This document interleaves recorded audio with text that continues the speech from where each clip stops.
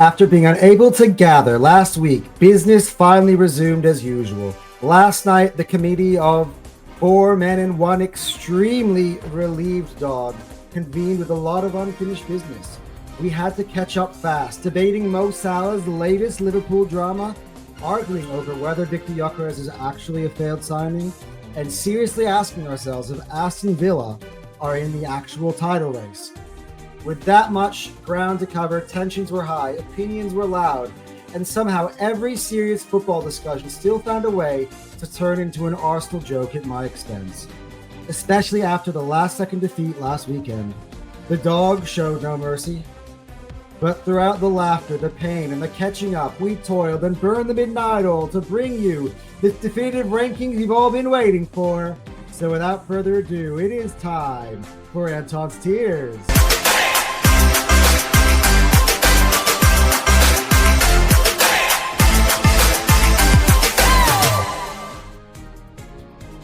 Hello everybody and welcome back into Hotsport. It's been a week since that live stream, boy. Ooh, busy week for me. A lot to get into, of course. So much busy week for football, really.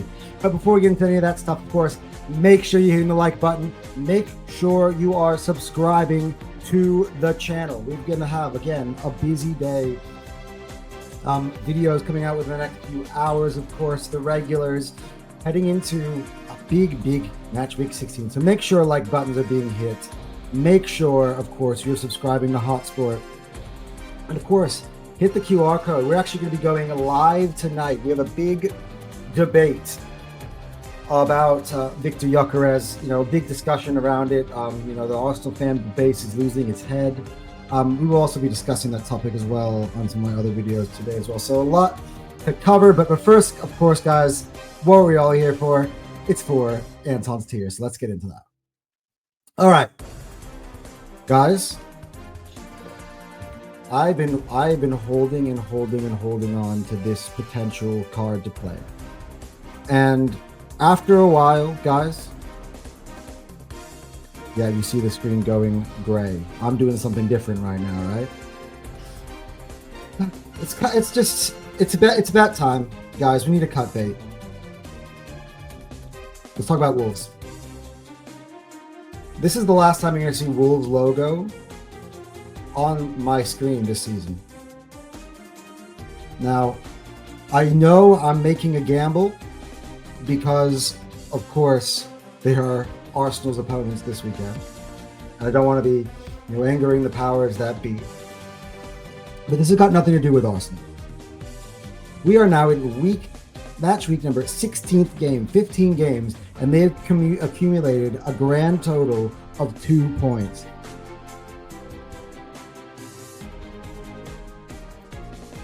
They got absolutely had their soul sucked out of them by Man United at home.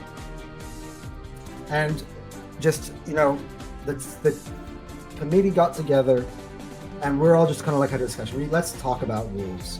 We need to talk about Wolves because, honestly, we barely even, waste our breath talking about them.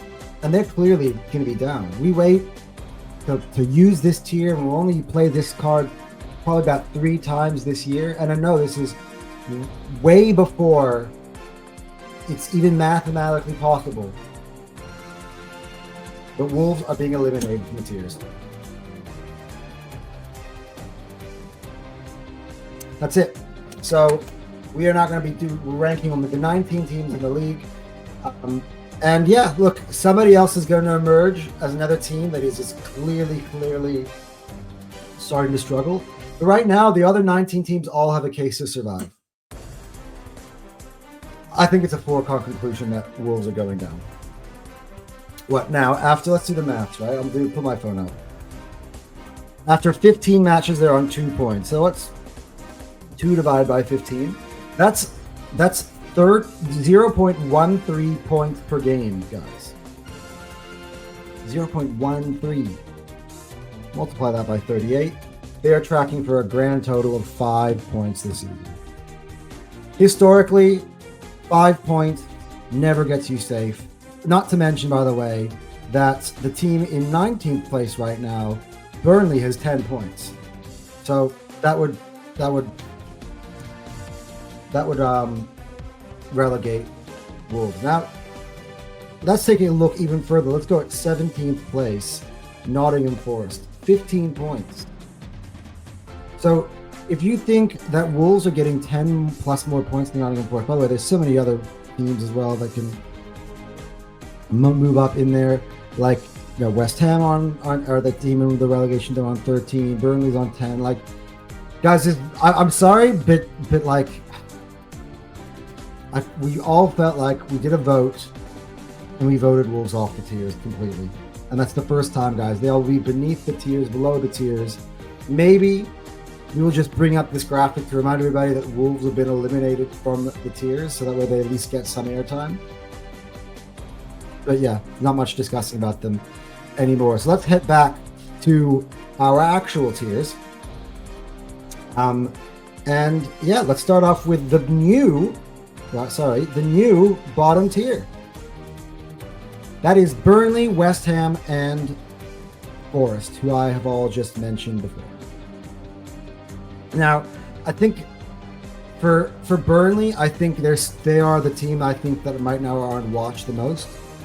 But their 10 points through 15 games is still pretty poor, but it's not as historically as bad as Wolves. So we have sort of kind of let their slide, just because they're Burnley. Like, come on, the lower down the pecking order, the least amount of pressure or scrutiny you're going to get from it, because the standards are so damn low.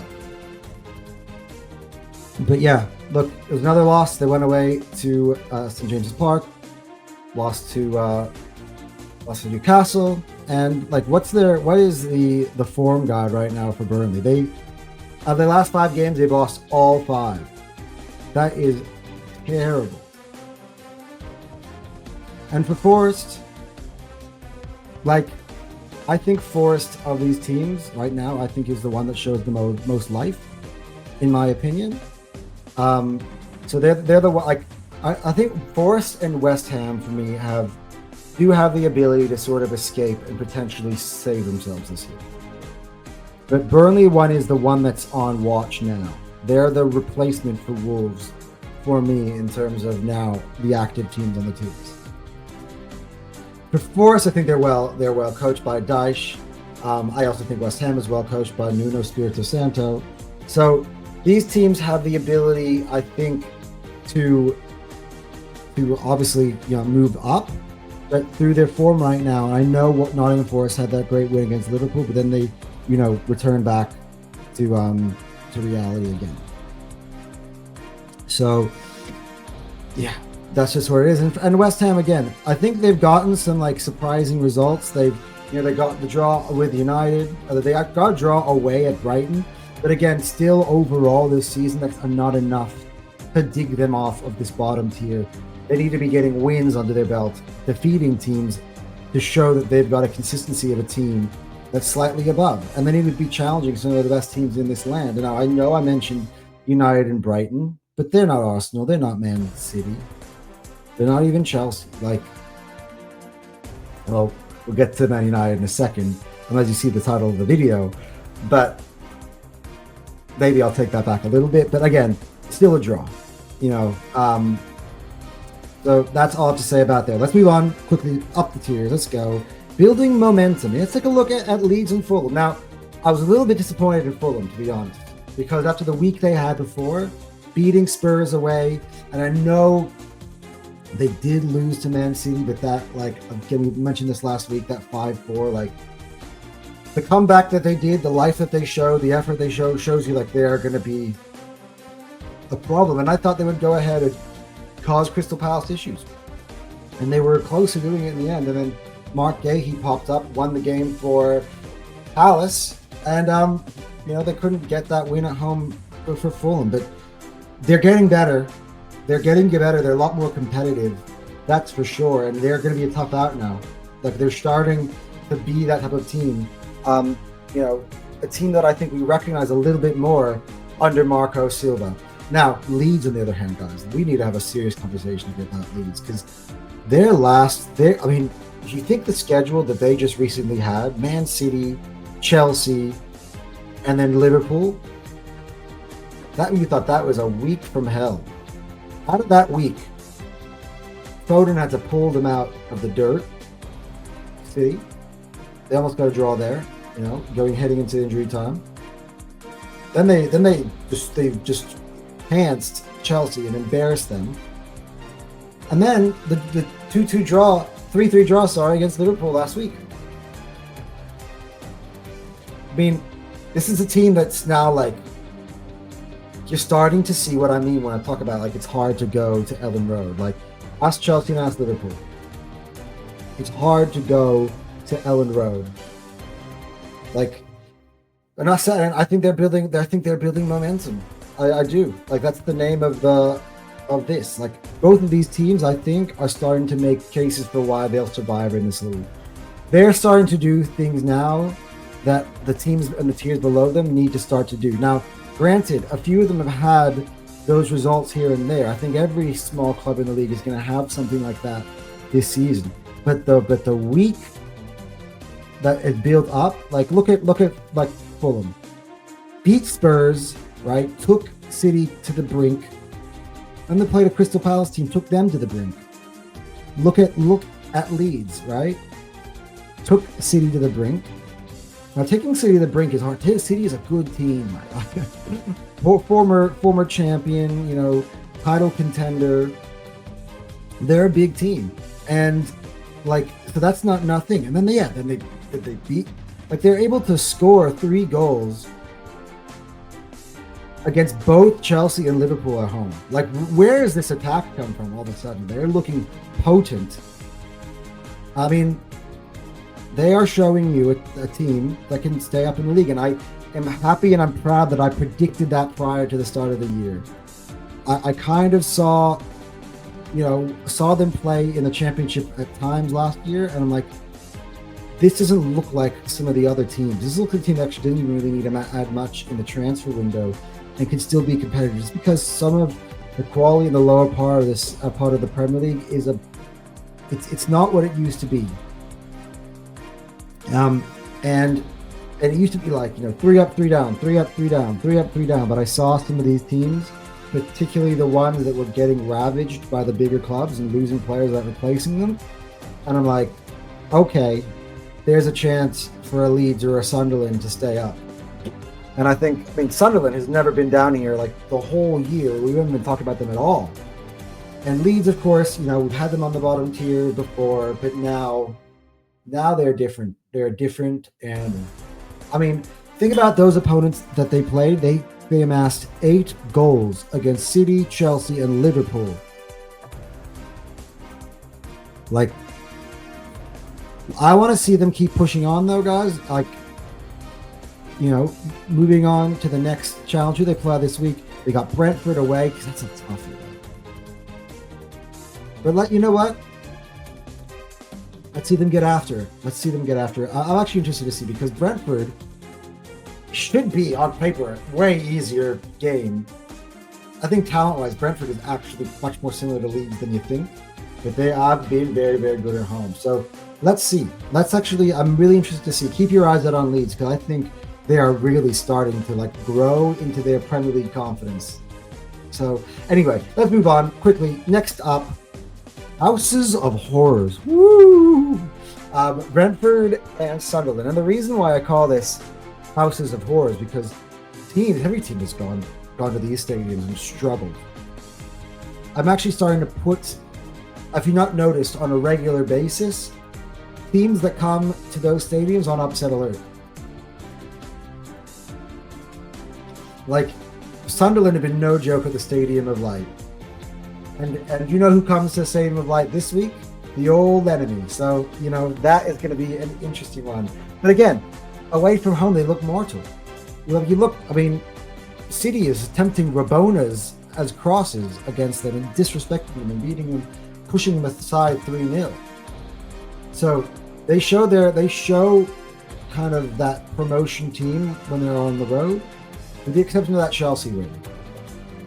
And at home, they're another level, and they always find a way to get a crucial goal, equalizer, crucial winner, or something. They have been killers at home, and same for Brentford.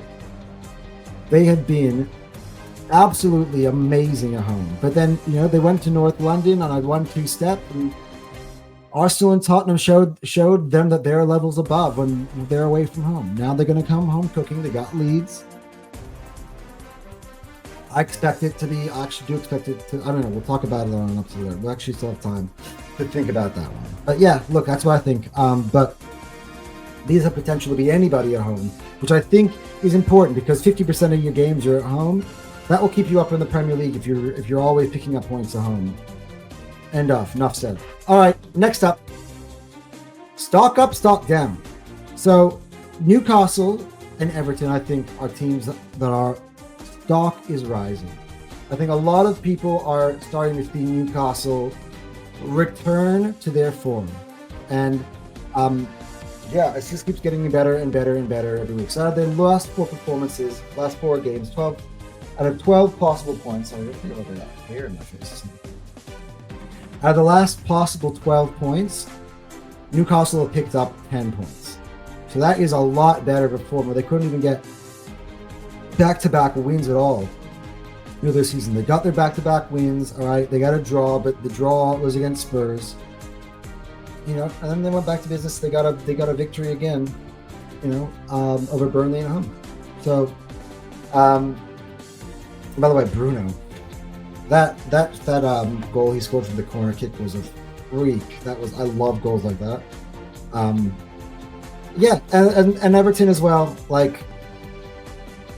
3-0 just demolishing of Nottingham Forest. Everton on their day, look at some of their results in the recent weeks. Now they're going to have an interesting because they're going to play Chelsea and Arsenal in the next week. They downed Bournemouth at the Vitality, right? They had the draw against. They beat Man United at Old Trafford a few weeks back. Of course, they had the demolition at home by Newcastle. But yeah, overall, I think their form, again, if you take a look at the form guide, and I go over the last 5 games. By the way, they're all the way up to 7th in the league. They've won 4 out of 5. So, I think Everton are on the way up. Now, on the way down now is Bournemouth, who I believe is winless in 5 or 6. Let's take a look on that form table. Don't have any wins, 3 losses, 2 draws in the previous 5.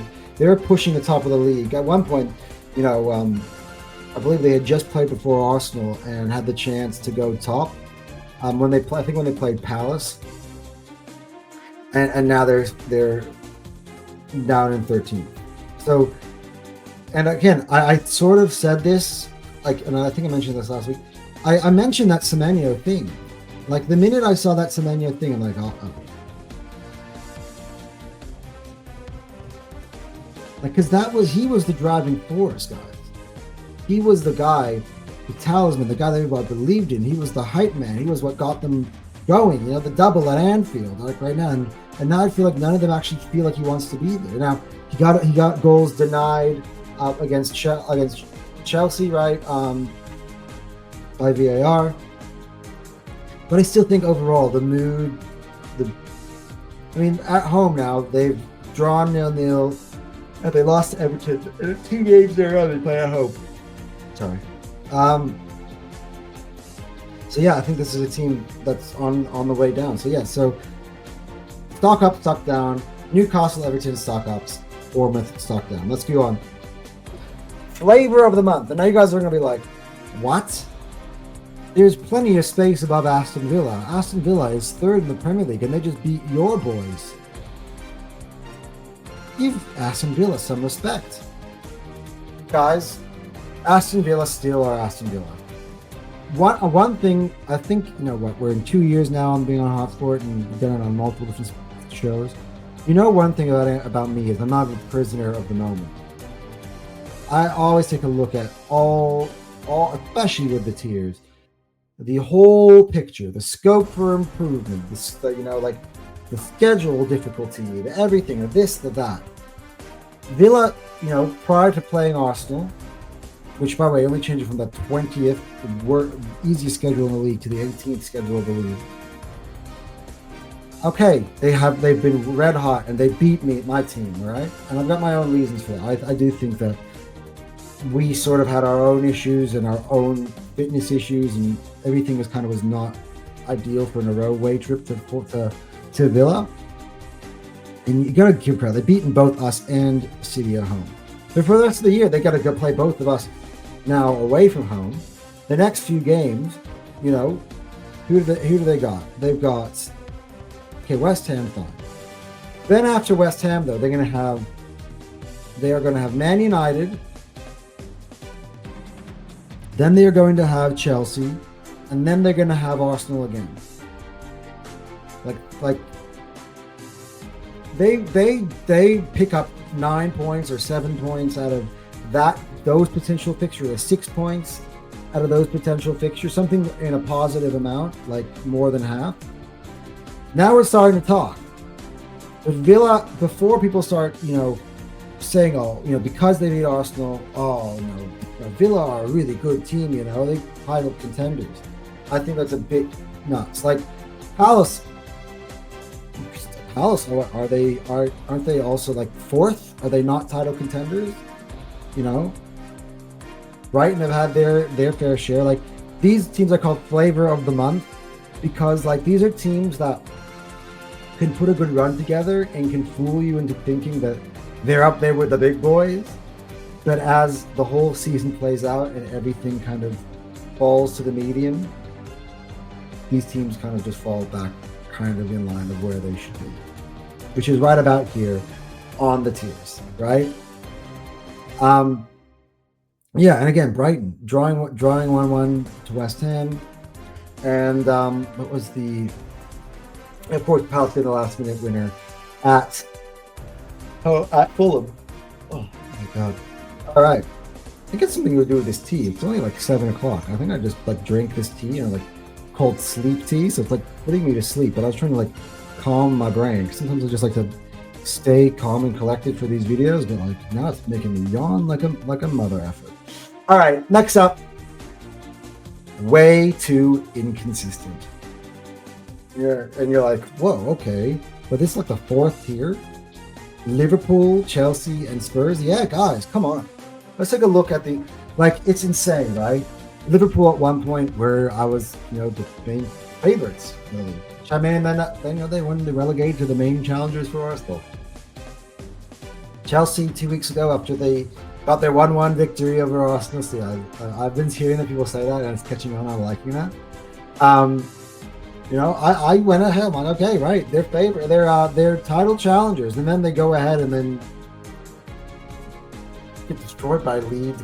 Lose to, draw nil. Can't score at the Vitality.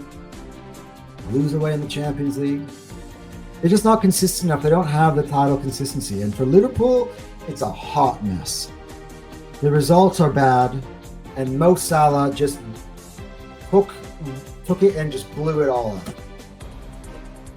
Now we're in full-on drama, soap opera mode for Liverpool.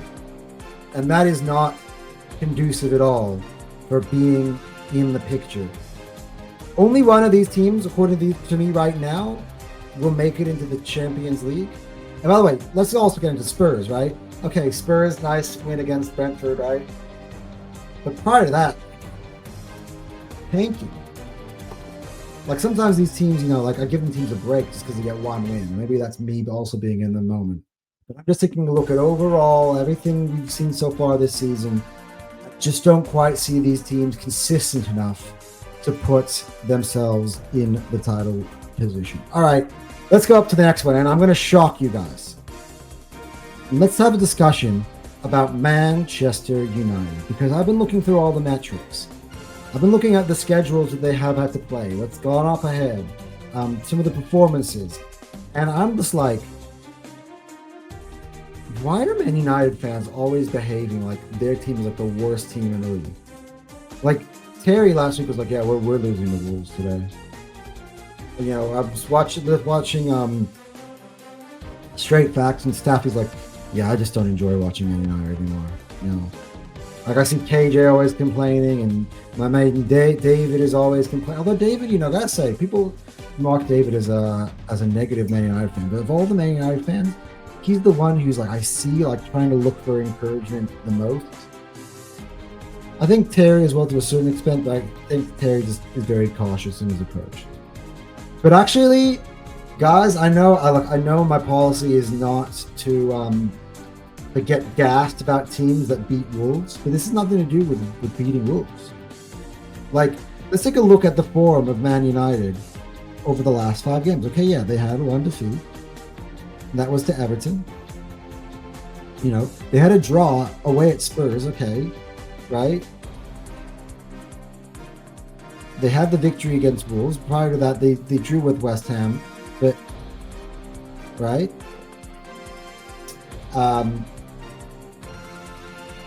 Yeah, they beat Crystal Palace at Selhurst Park. Like, they've got some pretty good results in there. They beat Liverpool at Anfield this year. They beat Chelsea at Old Trafford. Like these things, everyone's kind of just like stuck, and everyone's like thinking, oh, it's only a matter of time before Amarim gets sacked. But you're progressing, and I think you've been just as consistent as Chelsea and Liverpool this year. Otherwise, you wouldn't be on the same amount of points as them. Guys, chill out. Bring your heads up. I think that Man United is underrated. That's right, I called it the tier. I say it's underrated. Man United. The tiers, by the way, this isn't just me. The committee backs us up too. We have this discussion. And we're looking through the numbers and we're like, are you serious? And maybe it's got to do with the fact that the 3 teams below them have been so inconsistent that what Man United's inconsistent is just not as bad as they're inconsistent. And by the way, it shows you that the level between the best 2 teams in this country and everybody else is there's a massive gap in between. This year, especially. Yeah, like it's not like Man United have been. I'm not saying Man United have been great. I'm not saying they're elite. They're title challengers. I'm not saying any of that. And I know a lot of people go like, well, wow, Villa have been a lot more consistent than Man United. Like, come on, now what are we doing here? I'm just overlooking throughout the entire season, and I'm just thinking that Man United have played, by the way, twice as difficult a schedule as Villa. That's the thing. They have had played the 9th toughest schedule according to my metrics this season. And like when you get this far, 15 games in the season, not like top 10 is a big deal in terms of tough schedule. I feel like there's the top 10 and there's that second 10. But really, it's the bottom 5 that where like it really drags your stock down. And for me, Villa have got, like as I said before, they've got like a hard run of games.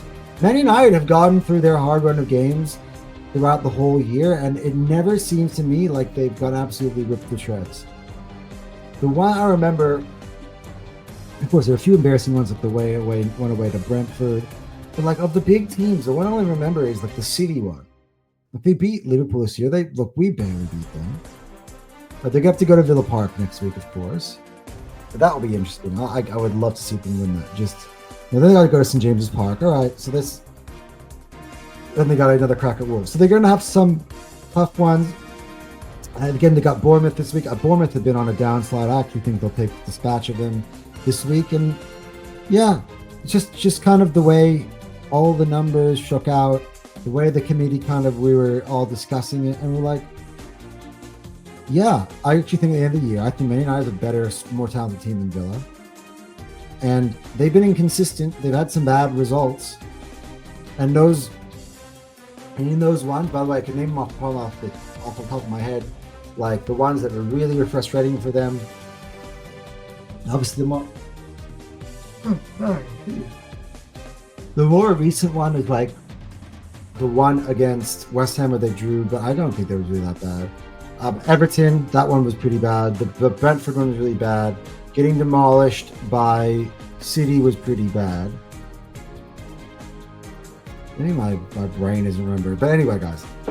Still, I think Liverpool they've been looked for me a lot more like a tire fire this season than United. By the way, Liverpool went on 23 points. And I think Man United have scored more goals than Chelsea this year. Man United beat Chelsea in a lot of categories. They're right, of course, they got about the same amount of Premier League points. All right, the goal difference is a bit higher up for Chelsea, but the goals are, and United have one more goal than Chelsea this year. And not to mention, again, Chelsea have had the easiest schedule so far in the Premier League. So, yeah, I thought I would just make my case. There's a lot more, of course, to discuss, and then United fans want to come on and challenge me on it. I get it, but look, the numbers don't lie, and I just think that you're not as bad as you think you are. I'm not saying you're amazing, but I'm just saying that the three stooges below you have actually had worse results this year than me. Next up, on to the tiers. Now, this is, of course, where it starts to get heat up. Already ready to pounce. I gotta tell you,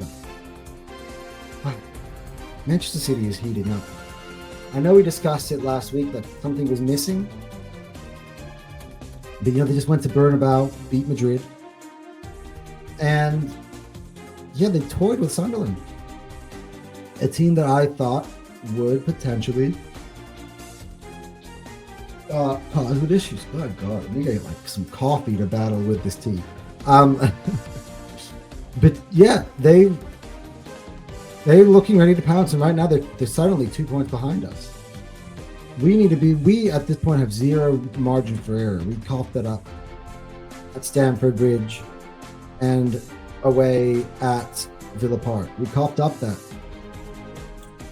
Now we need to be consistent, because if not, the blue shark is in the water. Look, people are saying it, and it is true. They are in a perfect position to pounce. Foden again continues to get full form. The performances of Cherki recently as well. I didn't even realize he really got 5 assists in the Premier League. Honestly, I did not even realize. Yeah, that Rabona cross was absolutely class. They didn't just beat Sunderland. They did it in a fashionable way. That was thoroughly impressive. So they are starting to heat up. They're starting to look like City again. But how many times have we said that this year? And all of a sudden it's followed by just a weird bad result. So again, that's sort of been this situation for City this year. But where we are sitting right now after 15 games, yeah, they are the only remaining contender behind Arsenal right now, and I think that's it. For those of you who are talking about Villa, I think that's City talk. I know. Even though they beat the team that are the leaders. And yeah, I didn't use an emphatic name this week. Still top of the league. And yeah, look, heartbreaking to lose that game last week to Villa. But again, as I've mentioned, and guys who see all the streams I've been on, everyone's absolutely lost their heads. Everyone just drives me nuts. One of the reasons why I need to have calm tea. I mean, even though Arsenal won 3-0 in the Champions League, then what I have to deal with? Victor Gyökeres drama. The narrative about. I actually don't think Gyökeres deserves this, and we'll discuss it in other videos. I don't want to get too far into that. But yeah, man, fucking crazy times. I'm literally trying to keep it together, boys. Just because it's but at the end of the day, we are the leaders. Best team in the land until otherwise. Now we better as hell beat Wolves. Because I just freaking eliminated them from the tiers. They should be at 3 points this week for the Gunners. And yeah, we are still the leaders. I still think we've been the most consistent team this year, and I still think we've got the most scope to improve as well than anybody. That's what people don't get. When you have things you can improve on, and your best, you're still at the top. I heard the craziest thing this week on Straight Facts. LB said, and he's lucky that Positive Dan wasn't there this week. But he asked, "Is Arsenal peaking? Arsenal peak too early? We've not been destroying teams 6, 7, 8-0 week in, week out and ran out of gas. We've been having injury issues since day dot. We have never been able to piece together our best team, and yet we still keep winning games." Now, right now is our biggest challenge because our foundation, our rock, our defense is struggling for health. Like, I don't even know what. Like, apparently, I thought Timber was injured, so he could rest him. But apparently, he's legitimately injured, and he's a matter of days or whatever. I don't know what Arteta-isms is nowadays. But yeah, look, I am a little bit worried, and it's more for me about Arsenal managing the health and managing the squad and making sure that the squad isn't just way too weak that we disrespect some teams. Like, that's one thing that I'm worried about. I'm worried we got to take care of certain players. I think we beat Wolves and we get this week the rest on our belt, and I think we're right as rain. I think we're gonna have players back for that final kind of week or a half or so of 2025. So let's see. Anyway, guys, that has been Anton's tiers for this week. So let me know what you think. I know the Man United thing, it's gonna cause a lot of questions. Let me know, guys, what you guys think in the tiers. There are a lot of people I spoke to in my group chat who are just like really asking me like how the tiers work, and but this team is this on the table, or and this team's formed by this on the table, or how could you tell this player is by this by blah blah blah, because right now this player's got better stats than this player.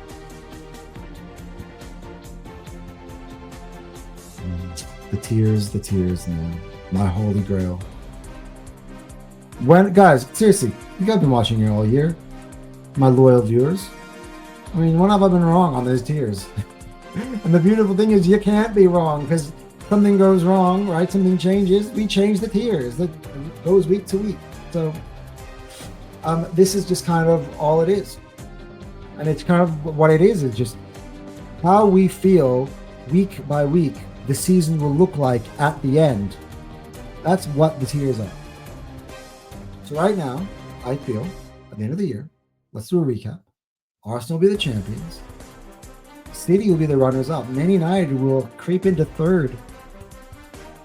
Oh wait, who do I have actually official? I know we're not supposed to reveal that. Let's not, because I like that. I like to keep the sanctity of the tiers. I don't want to tell you who I have above the other on the same tier. Anyway, guys, we've got so much videos to do in such a short period of time. So guys, take care. We'll have some more videos out for you guys. And until then, Anton out.